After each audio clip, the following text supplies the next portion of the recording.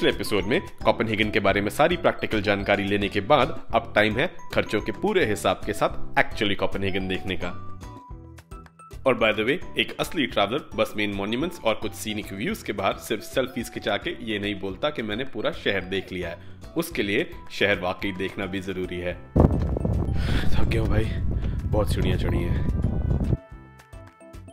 और parties, night life और मस्ती के अलावा इस लिस्ट में आते हैं उस शहर के हिस्टोरिक पैलेसेस, म्यूजियम्स, मॉन्यूमेंट्स और सीनिक बोट राइड्स।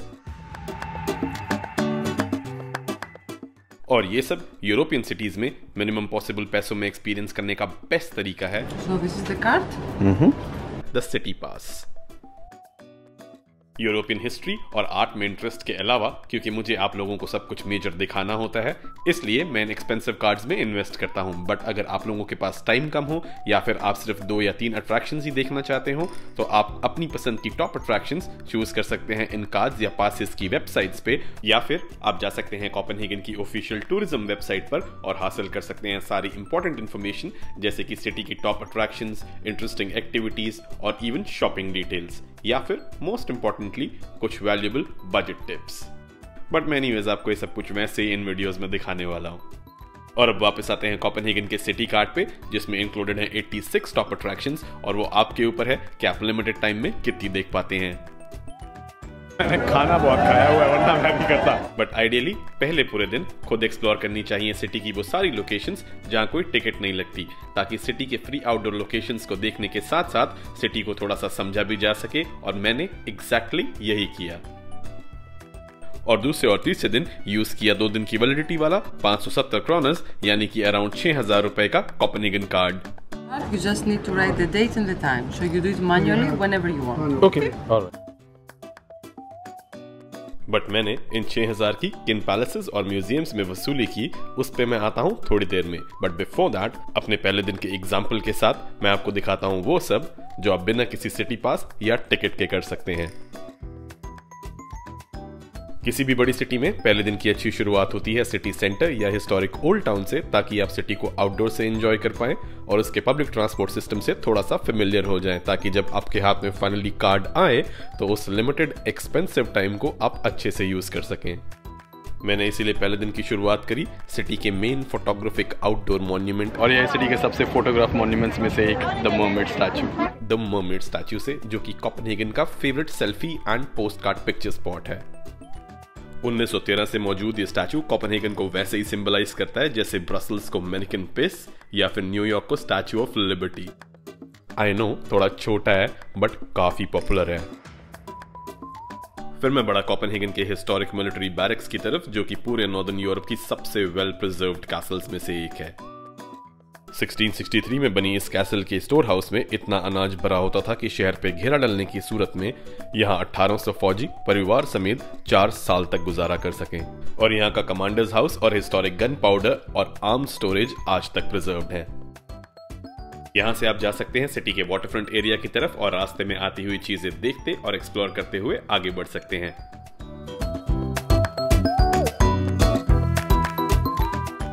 और चलते चलते मेरी नज़र पड़ी इस चर्च पे, और ये 1885 का बना हुआ है। और इसके अंदर उसके बाद से 1930 में बस एक इलेक्ट्रिक लाइटिंग फिट की गई थी, और उसके बाद से ये वैसे का वैसा है।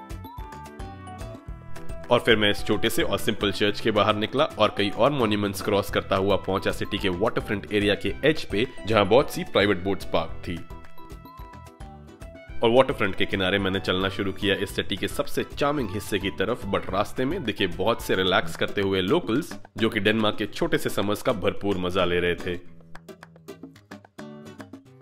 यहाँ पे लोग पूरा सूरज और हॉट दिन देख के ऐसे ही एक्साइटेड हो जाते हैं जैसे दुबई में लोग बारिश देख के होते हैं। क्योंकि यहाँ पे समर्स बहुत ही छोटे होते हैं, इसलिए जब भी सूरज पूरी तरह बाहर निकलता है तो लोकल्स बाहर आ जाते हैं यहाँ पे कैनाल और रिवर के किनारे सनबेथिंग करने के लिए।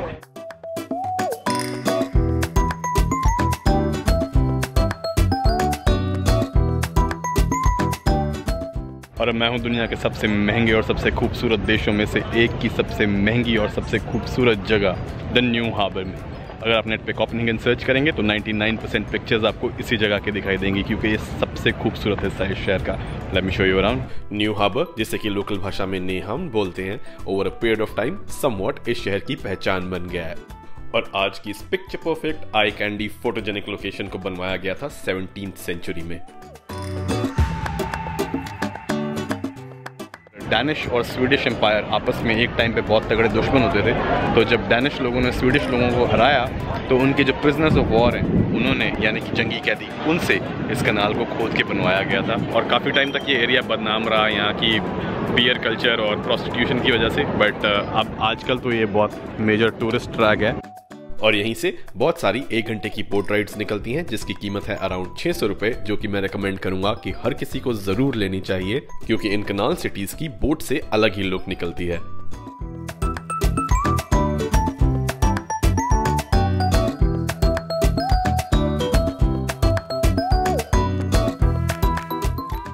यहाँ पे आने के बाद मुझे स्वीडन सस्ता लगने लग गया है, ऑनेस्टली ये बहुत महंगा है। बट अगर बजट आपकी कंसर्न नहीं है तो you can enjoy some exotic food at some fine restaurants around the new haven area. वैसे यहाँ पे एक पिज्जा अराउंड 1500 रुपए का मिलता है। Oh, and don't forget 25% off the taxes. फिर न्यू हार्बर से फारिग होके मैं पहुंचा एक city within a city, Christiania, जहां मैं मिला बहुत सारे लोगों से, जिसकी डिटेल्स आप पिछले एपिसोड में देख ही चुके हैं। तो टेक्निकली स्पीकिंग, क्योंकि ये सारी आउटडोर लोकेशंस हैं और यहाँ पे कोई टिकट नहीं लगती, तो मैंने ये सब कुछ देखा पहले दिन फ्री में।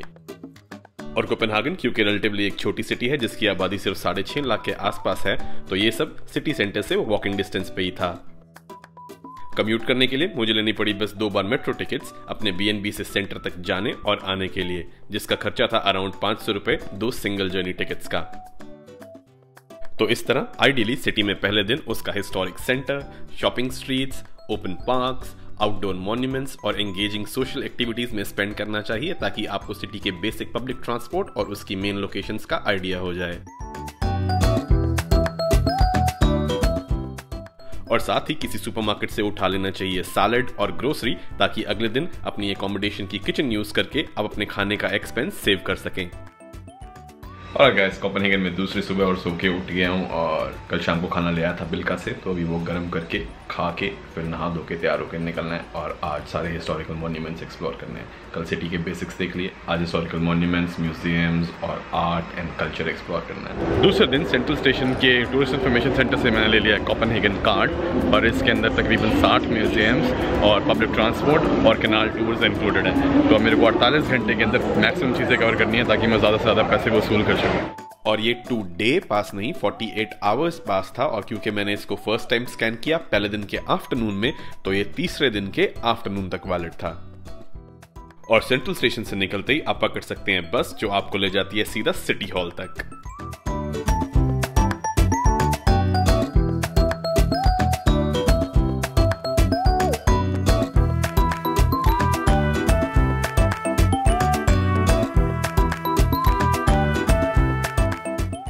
और यह है कोपेनहेगन का सिटी हॉल, यानी कि यहाँ की म्यूनिसिपैलिटी का ऑफिस। और ज़्यादातर सिटी हॉल्स ठीक सिटी सेंटर में होते हैं। और सिटी पास में इंक्लूडेड होती है इसकी एक गाइडेड टूर, जिसमें आप इसके टावर पे भी चढ़ सकते हैं। ये बिल्डिंग वैसे ही है जैसे हमारे यहाँ MCD या BMC होती हैं, म्यूनिसिपैलिटी ऑफिस बेसिकली। और कोर्ट मैरिज जिसे कहते हैं वो वेस्टर्न कंट्रीज़ में सिटी हॉल में होती है, तो यहाँ पे शादियाँ भी होती हैं।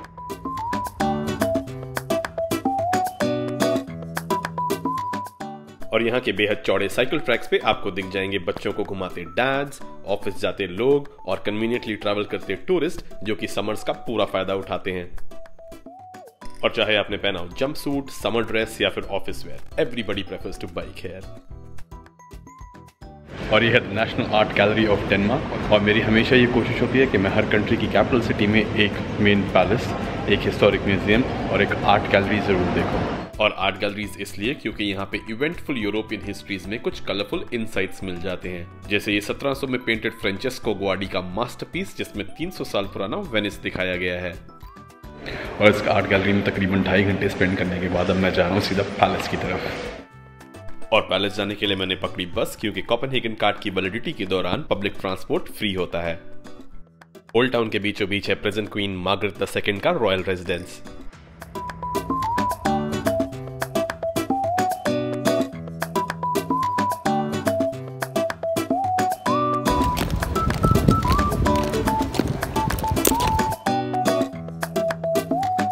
गार्ड्स की ड्यूटी चेंज हो रही है।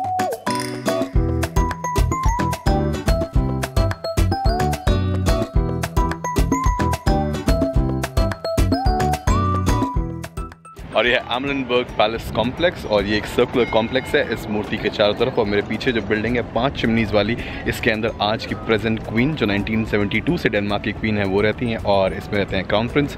और इस कॉम्प्लेक्स का ये वाला जो हिस्सा है पीछे, ये ओपन है टूरिस्ट्स के लिए। फ़ीस है तकरीबन 1000 रुपये। तो इसके अंदर जाके ज़रा झलक मार के आते हैं और देखते हैं थोड़ी सी रॉयल फैमिली के रेमिनेंस और इनके घर और कमरे वमरे कैसे होते हैं। इस पैलेस में क्योंकि पब्लिक के लिए लिमिटेड एक्सेस है तो यहाँ पे कुछ ही हिस्टोरिक रूम्स अपने इनिशियल सेटअप में ग्लास विंडोज के पीछे डिस्प्ले पे हैं। तो 1000 साल से ज़्यादा टाइम से ये फैमिली डेनमार्क को रूल कर रही है। आजकल कॉन्स्टिट्यूशनल मोनार्की है बट ये इनकी रॉयल लाइनेज 1000 साल पीछे जाती है। और पैलेस से सिर्फ 2 मिनट की वॉक पे है यहाँ का 18th सेंचुरी लूथरन चर्च जिसका नाम है फ्रेडरिक्स चर्च। और अगर आप किसी यूरोपियन चर्च में जाते हैं तो ऊपर जरूर देखा कीजिए क्योंकि इनकी सीलिंग्स आमतौर पे काफी खूबसूरत होती हैं।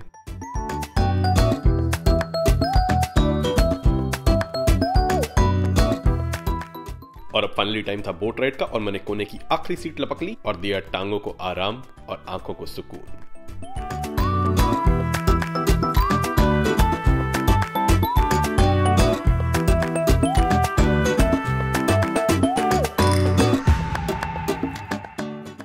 और राइड्स के दौरान कई इंपॉर्टेंट बिल्डिंग्स दिखती हैं जिनमें से एक है कोपेनहेगन ओपेरा जो कि $500 मिलियन की लागत से बना था। और क्योंकि यहाँ पे सिटी के सेंटर में रियल एस्टेट बहुत महंगा है इसलिए कई लोग यहाँ पे हाउस बोट्स में भी रहते हैं।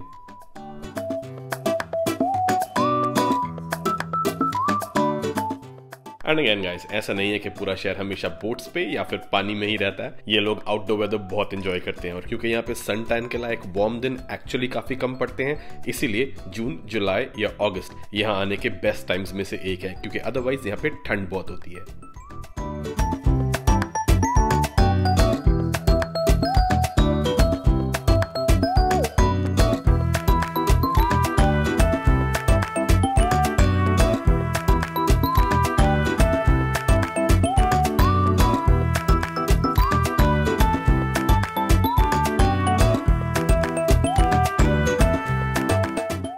देख कैसा लग रहा होगा कि बजे हैं शाम के 5:30 बट यहाँ रात के 9:30 हो गए हैं। हालत हो गई है टाइट। आज मैं ज़्यादा कुछ कर नहीं पाया क्योंकि रात को ढंग से सोया नहीं था तो इसीलिए अब घर जाके अपना चिकन गर्म करके खाएंगे और नींद बहुत आ रही है। मैं तो ठहरा हूँ एक सिंगल बेड B&B में अराउंड 2200 रुपये पर नाइट में। बट अगर आप कपल हैं तो 2 लोगों के लिए एक डिसेंट एयरबीएनबी मिल जाता है अराउंड 4 से 6000 रुपये में, वो भी सिटी के सेंटर में। और 3 स्टार होटल्स अराउंड 6000 रुपये में। बट बजट ट्रैवलिंग के लिए सिटी सेंटर में हॉस्टल्स मिल जाते हैं अराउंड 2000 रुपये पर नाइट में।